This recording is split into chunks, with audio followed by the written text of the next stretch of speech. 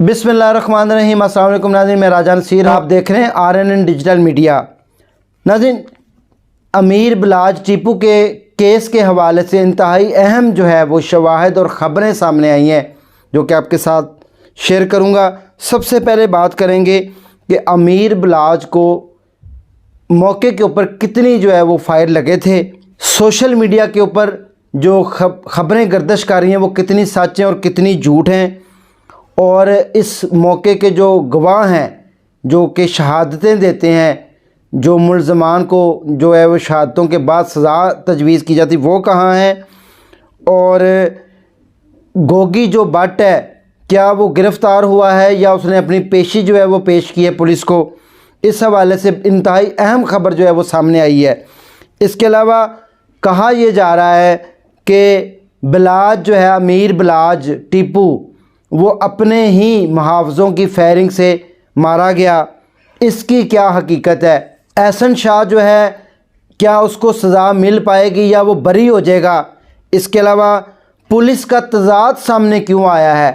Police के दो जगह पर तज़ाद सामने आया इस केस के हवाले से, वो भी आपके साथ शेयर करेंगे।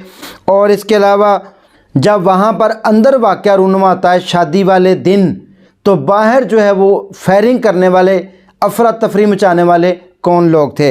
नाज़रीन, सबसे पहले गुफ्तगू का आगाज़ कर लेते हैं बग़ैर टाइम ज़ाया किए कि अमीर बिलाज को जो है वो मौके के ऊपर कितनी जो है वो गोलियां और फायर लगे थे। मैं आपको बताता चलूं कि अमीर बिलाज को सबसे पहले जिस मालशिए ने फायर मारे हैं, ये बहुत ही चौंका देने वाले इंकशाफात सामने आए हैं कि जिसने फायर मारे थे वो कोई शूटर नहीं था, वो प्रोफेशनल बंदा भी नहीं था, वो सिर्फ़ और सिर्फ तीफ़ी भट्ट का घरेलू ज़ाती मुलाज़म था और उसको एक्सपीरियंस भी नहीं था। लेकिन उसको जो है वो 9mm का जो है वो पिस्टल, जिसके अंदर जो है सलेंसर लगा कर दिया गया था पिस्टल 9mm का, उसको जो है वो पिस्टल सिखाया गया था चलाने के लिए और उसको कहा गया था कि तुमने जाके जो है वो इस तरह काम करना है। और वो तीफ़ी भट्ट का पर्सनल मुलाज़म था और वो मालशी था, क्योंकि उसका तीफ़ी भट्ट के साथ करीबी रब्ता था और उसी को सारी गाइडलाइन प्रोवाइड करता रहा एहसन शाह। नाज़रीन, ये इंतहाई अहम खबर है। इसके अलावा जितनी भी खबरें हैं वो सारी बेबुनियाद हैं, क्योंकि आज एक पुलिस के आला ओहदेदार का जो बयान है वो सामने आ चुका है। जो JIT बनी है उनके आला ओहदेदारान का वो भी मैं जिक्र करता हूँ, लेकिन जो मालशिया है उसने 4 गोलियाँ जो है वो कंधे के ऊपर जो है वो मारी अमीर बिलाज को, जो कि सीधी, यानी कि आप महसूस करें तो यहाँ पर हड्डियाँ होती हैं, वो उन हड्डियों से टकराती हुई वो पेट के अंदर चली गई। इसके अलावा 2 फायर जो है वो सामने से लगे। जो फायरिंग, अगर आप समझते हो क्रिमिनल को, एज ए डॉक्टर भी मैं आपको जो है वो गाइड कर सकता हूँ कि उनका एक एग्ज़िट होता है, वाउंड का एक एग्ज़िट होता है और एक एंट्री होता है पॉइंट। एंट्री पॉइंट यहाँ पर 4 नज़र आए हैं और यहाँ पर 2 नज़र आए हैं, एग्ज़िट पॉइंट उनका नहीं नज़र आया। इसका मतलब ये कि उसके जिस्म के अंदर 6 गोलियाँ मौजूद थी और 2 जगह से फायरिंग हुई थी बेयक वक्त, जिसकी वजह से अमीर बिलाज की जो है वो मौके के ऊपर हलाकत होगी। उसके बाद नाज़रीन, सोशल मीडिया के ऊपर जितनी भी खबरें चल रही हैं कि वहाँ पर जो है वो CIA के ऑफिस में, जेल में वो चले गए, उनको जो है वो वहाँ पर उनको मार दिया गया, उनकी टिंडें होगी, उनको पुलिस मुकाबले में मार दिया जाएगा, उनके मुंह के ऊपर थूक कर दिया गया, ये सारी अफवाहें आज दम तोड़ गई। जो आफ्ताब फुल्लरवान है उनका खसूसी इंटरव्यू आज आया है और उन्होंने कहा है कि ये सारी खबरें बेबुनियाद और झूठ हैं। CIA की तफ्तीश जो है वो जारी है, जिसके वो हेड हैं आफ्ताब फुल्लरवान। उन्होंने एक एक बात जो है वो सारी मुकम्मल वाज़िया कर दी। उन्होंने कहा कि उस जो JIT उसका जो हेड है वो मैं हूँ, और ये भी सारी अफवाहें गलत हैं कि इसमें जिसमें पुलिस वालों की जो है वो तकर्री और तबादले हो रहे हैं इस JIT को जो है वो बदलने के लिए। उन्होंने कहा पुलिस के महकमे में जो है वो तबादले रूटीन का मामला है, अगर कोई जो है अफसरान बाला अगर कोई बदल जाता है तो उसकी जगह पे नया आने वाला अफसर जो है उस तफ्तीश का जो आगाज़ वहीं से करता है जहाँ से पहले वाला अफसर जो है वो लिख कर दे जाता है। तो ये सारी जो बातें हैं सोशल मीडिया के ऊपर, हालांकि आप देखें कि शर्म आनी चाहिए हम लोगों को भी। बहुत सारे मीडिया एंकर जो हैं वो सोशल मीडिया के ऊपर ख़ास तौर के ऊपर इंतहाई गैर ज़िम्मेदाराना और इंतहाई गैर पेशा वराना जो है वो काम कर रहे हैं। इतना मतलब घटिया उन्होंने बेबुनियाद प्रोपोगंडा और इतनी जालसाजी वाली बातें फैलाई हैं कि तौबा तौबा करनी चाहिए। इसका मतलब ये होता है कि ये सारा जो केस चल रहा है, JIT जो बनी हुई है, सारे केस को ख़राब करना जो है वो ख़राब करने पर तुले हुए हैं। नाज़रीन, जैसा कि आपको याद होगा कि आमना और फरहान वाला केस, उसको भी इस तरीके से जो है वो सोशल मीडिया के ऊपर रगड़ा दिया गया कि वो सारा केस ख़राब हो गया, जिसके बाद लाहौर हाई कोर्ट ने जो है वो सोशल मीडिया के ऊपर पाबंदी लगा दी, यूट्यूबर्स के ऊपर ख़ास तौर के ऊपर, कि आप जो है वो थानों में जाकर किसी मुलज़म का इंटरव्यू नहीं कर सकते। तो ये नाज़रीन बड़ी ख़बर सामने आई कि सब झूठ है, ये सब लोग जो है वो झूठ बोल रहे हैं। उसके बाद नाज़रीन सबसे बड़ी बात होती है, देखें हमारा भी एक क्राइम का शोबा है, मैं क्राइम को डील करता हूँ, बहुत सारे वकला मेरे दोस्त हैं, बड़े सीनियर कानूनदान जो हैं वो जो उनके साथ हमारी उठन बैठक है, और उनका बताना ये है कि मौके के ऊपर अगर कोई बंदा गवाही दे कि मैंने अपनी आंखों से देखा, इस तरह फायर हुआ, इस तरह मारा, इसने फायर किया, तो ये होती है गवाही पक्की। इसके अलावा जितनी भी चीज़ें होती हैं और शवाहिद होते हैं, ये सारी झूठी गवाहियाँ होती हैं। वहाँ के मौके का कोई गवाह मौजूद नहीं है कि गोली किसने चलाई, किसने गोली मारी, किसने चलाई, कौन कौन वहाँ पर मौजूद था, और अमीर बिलाज को गोली किसकी लगी, किसको की नहीं लगी। वजह यह है कि जिस शूटर ने गोली मारी वो तो मौके पर मारा गया, और जो दूसरा शूटर था उस शूटर को और अमीर बिलाज को गोली मारने वाला वो वहाँ से मौके से पिस्टल समेत जो है वो गायब हो गया। और उसके बाद सबसे बड़ी बात यह है कि जब तक 3 शहादतें और गवाही अदालत के अंदर जो है नहीं पहुँचती तो किसी मुलज़म को सज़ा नहीं हो सकती। इसका मतलब यही है कि एहसन शाह जो है वो बरी हो जाएगा। इसमें बहुत सारी बात सच्ची है कि कोई भी मुलज़म जो है, जितने भी मुलज़मान अब तक गिरफ़्तार हुए 9-10, वो सारे जो है वो बरी हो सकते हैं, इसमें कोई झूठ नहीं। उसकी वजह यह है कि वहाँ पर कोई शहादत देने वाला कोई नहीं, क्योंकि वहाँ पर सिर्फ अकेला अमीर बिलाज और उसके जो दोस्त था वो एक ज़ख्मी हुआ, और बाकी जो चंद एक उसके दोस्त थे, बॉडीगार्ड थे, वो मौके पर मौजूद थे। इसके अलावा वहाँ पर उसका कोई अपना रिश्तेदार, कोई बहन भाई मौके पर मौजूद नहीं था। तो जो गवाही होती है वो रिश्तेदारों की ली जाती है। वो सिर्फ यही कहा जा रहा है कि जी तीफ़ी भट्ट के साथ इनकी दुश्मनी थी, गोगी भट्ट के साथ इनकी दुश्मनी थी, तो इसलिए उन्होंने ये वाक़या करवाया। जो मौके का गवाह है वो जाए वक़ुआ के ऊपर वो कोई भी नहीं था, और वो कोई अभी तक पेश नहीं हुआ, क्योंकि पुलिस का काम सिर्फ इतना होता है कि सारे शवाहिद इकट्ठे करने और अदालत में पेश कर देने, और अदालत ने तमाम शवाहिदों को मद्देनज़र रखते हुए किसी एक मुलज़म को सज़ा देनी। तो लिहाजा अभी तक किसी एक मुलज़म के ऊपर जो है वो सारे शवाहिद इकट्ठे होते हुए नज़र नहीं आ रहे, लिहाजा तमाम मुलज़मान जो है वो इस केस में बरी भी हो सकते हैं। में भी हो सकता है कि वो बरी हो जाए, मुबैना तौर के ऊपर फ़िलहाल यही लग रहा है। उसके बाद नाज़रीन यहाँ पर यह भी कहा जा रहा है कि अमीर बिलाज अपने ही जो गनमैन थे उनकी फायरिंग से जो है वो हलाक हुआ, क्योंकि उनके गनमैनों ने फायरिंग की। वहाँ पर JIT जो बनी हुई है वो तमाम पहलुओं से ज़ाहिर सी बात है तफ्तीश कर रही है, पुलिस अपना काम तो कर रही है। कहा यह जा रहा है कि जो मालशिया था उसने यहाँ से फायर किया, और जो अमीर बिलाज के सामने बॉडीगार्ड था उसने अपना जो है वो फायरिंग की, जिसके नतीजे में अमीर बिलाज को जो है वो फायर लगे और वो उसकी मौके के ऊपर डेथ हो। अगर ये बात सच है तो ज़ाहिर सी बात है शूटर भी मौके के ऊपर मारा गया, तो इसका मतलब ये है कि तमाम मुलज़मान जो वो बरी हो जाएंगे, उनको इसमें से किसी को सज़ा नहीं मिलेगी। नाज़रीन आप बात कर लेते हैं एहसन शाह की।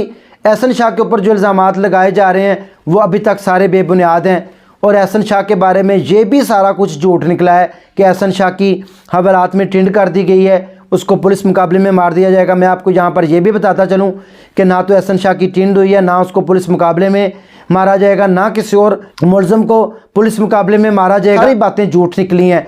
उसकी वजह यह है, आपने देखा होगा कि ख़तरनाक इश्तिहारी और जिनका कोई आगे पीछे ना हो, ऐसे मुलज़मान को जो है वो पुलिस जो है वो मारती है पुलिस मुकाबले में।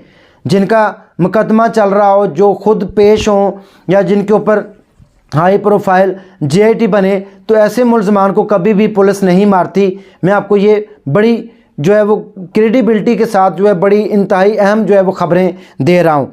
उसके बाद नाज़रीन लगता यही है कि ये जो है केस, इसमें तमाम मुलज़मान सिवाय तीफ़ी भट्ट के जो कि फ़रार है, जो कि पहले ही मौके पर मौजूद नहीं, सारे जो मुलज़मान गिरफ़्तार किए गए वो सब बरी हो जाएंगे। नाज़रीन इसके अलावा तीफी भट्ट जो है, जैसा कि आपको पता है कि वो मौके से फ़रार है और वो एक दिन पहले फ़रार हुआ था कराची से, दुबई में मौजूद है। अगर उसके रेड वारंट जारी होके दुबई से उसको फिलफौर गिरफ़्तार कर दिया जाता है तो ठीक है, अदरवाइज़ वो किसी यूरोपियन मुल्क में चला जाता है तो उसका वापस आना बहुत मुश्किल है। जैसा कि आपको पता है कि यूके में जाने वाले जो लोग हैं वो कोई भी पाकिस्तान, उनको उनके पास पाकिस्तान के उनके साथ मायदा नहीं है, वहाँ से कोई भी मुलज़म नहीं आ सकता। आपको मैं यहाँ पर ये भी आपकी नॉलेज में इजाफ़ा करता चलूँ कि कुछ मुल्कों के साथ हमारा मायदा होता है कि अगर कोई हमारा मुलज़म आपके मुल्क में आके रूपोश होता है तो हम उसको गिरफ़्तार करके ले जाएंगे, और कुछ ममालिक के साथ हमारा मायदा नहीं होता जिसकी वजह से वो पाबंद नहीं होते कि जो आपके मुलज़म यहाँ से भाग के वहाँ पर रूपोश हों, उनको जो है वो आपके मुल्क के हवाले करे। तो उनमें इंग्लैंड भी है, इस तरह और भी बहुत सारे यूरोपियन कंट्री हैं। तो अगर तीफी भट्ट दुबई से इंग्लैंड चला जाता है तो फिर वो उसका आना बहुत मुश्किल है। तो फ़िलहाल जो है वो अभी तक वो दुबई में मौजूद है, वो इंग्लैंड अगर चला जाता है तो वो उसका आना मुश्किल हो जाएगा, जिसके लिए पुलिस कोशिश कर रही है कि तीफी भट्ट को दुबई से जो है वो रेड वारंट निकाल के तो गिरफ़्तार कर लिया जाए। नाज़रीन, उसके बाद पुलिस का तजाद सामने आया है। पुलिस के ये जो दो तजाद हैं मैंने आपके सामने पहले बयान कर दिए हैं। एक तो उन्होंने ये पहले बयान दिया था प्रेस कॉन्फ्रेंस में कि जो उसके अपने ही साथियों की गोली लगी और उसके बाद उसकी हलाकत हुई। दूसरे नंबर के ऊपर पुलिस जो है वो मुकदमात की पूरी जो है वो तसल्ली के साथ जो है वो तहकीकात कर रही है, जिसमें कहा यह जा रहा है कि मुख्तलिफ वीडियो सामने आई हैं कि जब वहाँ पर फायरिंग होती है, भगदड़ मच जाती है और बाहर जो है मुलज़मान के जो साथी हैं, यानी कि शूटर के जो साथी और जिन लोगों ने तीफी भट्ट ने जो मुलज़मान भेजे थे बाकी, उनको बचाने के लिए बाहर जो खड़े लोग थे, यानी कि बदमाश आप कह लें। लाहौर में जैसा कि आपको पता है कि हर बंदा एक या दो पिस्टल अपने साथ रख के तो वो करता है काम। तो वहाँ पर बाहर भी फायरिंग हुई, जिसके नतीजे में अंदर भगदड़ मच गई और मौके के ऊपर पता नहीं चल सका कि किसने फायरिंग की, किसकी गोलियों से वो मरा। तो शवाहिद जो है वो सारे तकरीबन वहाँ से ख़त्म होते हुए नज़र आए हैं। तो लिहाजा नज़र यही आ रहा है कि तीफी भट्ट जो है वही सिर्फ मरकज़ी मेन मुलज़म रहेगा और बाकी मुलज़मान जो है वो सारे बरी हो जाएंगे, और जो मेन मरकज़ी मुलज़म जिसने फायरिंग की थी वो मौके पर हलाक हो गया।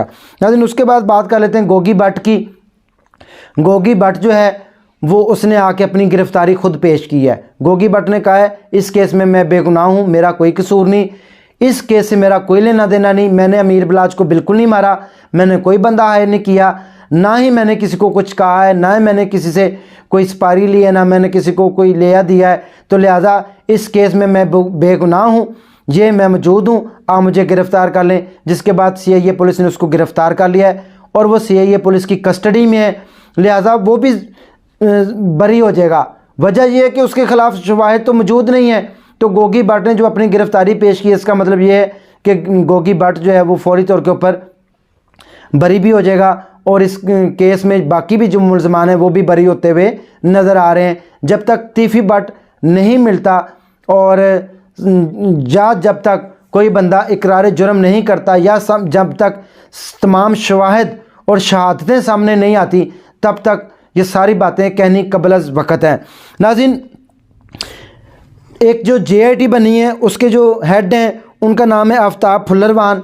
SSP हैं, वो तफ्तीश कर रहे हैं आफ्ताब फुल्लरवान साहब। इसके अलावा इमरान किश्वर जो है वो DIG जो हैं वो इसको देख रहे हैं पूरे केस को।